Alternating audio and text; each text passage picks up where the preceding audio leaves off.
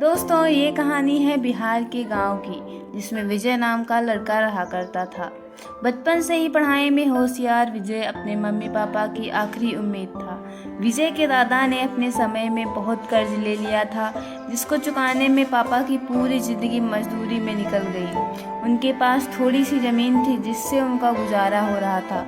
पापा की तबीयत मजदूरी करने से ख़राब रहती थी, पर पापा विजय को इस बात का एहसास नहीं होने देते थे। विजय को पढ़ाई में इतना होशियार देखकर उसके मम्मी पापा ने हर काम किए जिससे वह विजय को पढ़ा पाए। विजय की कॉलेज की पढ़ाई खत्म हो गई और वह एक छोटी सी नौकरी करने लगा, जिससे उसका खर्चा निकल जाता और साथ में वह कलेक्टर बनने की तैयारी भी कर रहा था। विजय अपने वक्त का एक मिनट भी फालतू नहीं गुजारता था। विजय ने पूरा समय पढ़ाई और नौकरी में ही लगा दिया।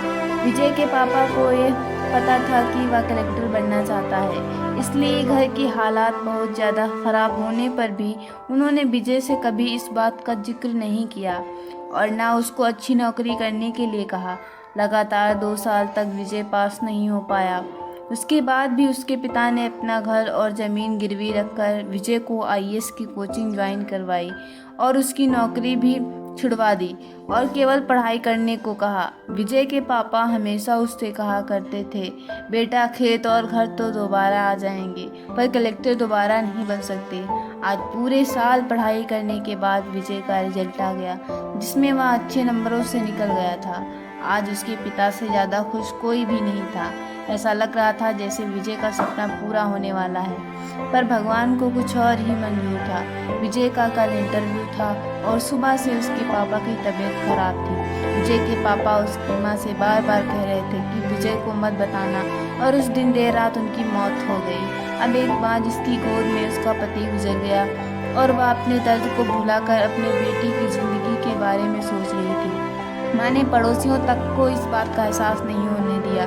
पूरी रात ऐसे रोई कि आवाज़ भी न निकली, और सुबह विजय जब इंटरव्यू देने जाने लगा तब माँ और पापा के आशीर्वाद के लिए उसने माँ को कॉल किया।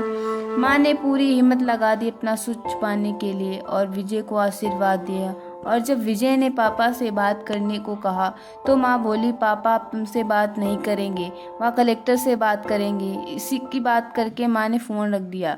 विजय का जब इंटरव्यू हो गया तब उसे बताया गया कि उसके पिता की तबीयत खराब है, उसको तुरंत घर जाना है। विजय को एक पल नहीं लगा अपने पिता की हालात समझने में। घर पहुंचकर पिता के पैरों में गिरकर वह जोर जोर से रोने लगा और कहने लगा, पापा उठो, देखो मैं कलेक्टर बन गया।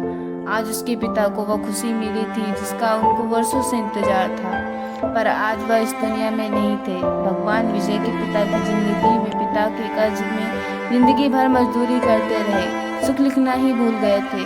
पहले वह अपने पिता के कर्ज में जिंदगी भर मजदूरी करते रहे और फिर बेटे के सपनों में फिर घर और जमीन गिरवी रखनी पड़ी। वह जिंदगी में कर्ज लेकर आए और कर्ज लेकर चले गए। विजय के पिता को भले ही जिंदगी में कुछ ना हासिल हुआ, पर वह अपने लड़के को इस काबिल बना गए कि वह अपने 7 पुश्तों को बैठे बैठे खिला सकता था। विजय की माँ ने जो श्राद्ध किया जिसको करने का जज्बा बहुत कम लोगों में होता है। जब विजय कलेक्टर बनकर घर आया तब माँ ने विजय से कहा, बेटा तुम आज इतने बड़े बन गए हो कि हजारों गरीबों का भला कर सकते हो। जब भी तुम्हारे सामने कोई गरीब मदद मांगने आए तो अपने पिता और अपने मेरे बारे में सोचना। मैं तुम्हारे बराबर पढ़ी लिखी और समझदार तो नहीं हूँ, पर इतना जानती हूँ गरीब आदमी की मजदूरी। दोस्तों, इस कहानी से हमें यह शिक्षा मिलती है कि वक्त कितना भी ख़राब हो, हम उसे बदल नहीं जरूर सकते हैं। माँ और बाप के एहसानों को हम कभी नहीं उतार सकते हैं, पर अपने कर्मों की इच्छा जरूर पूरी कर सकते हैं। आपको हमारी कहानी कैसी लगी कमेंट करके ज़रूर बताएं। वीडियो को लाइक करें, चैनल को सब्सक्राइब करें। Thanks for watching.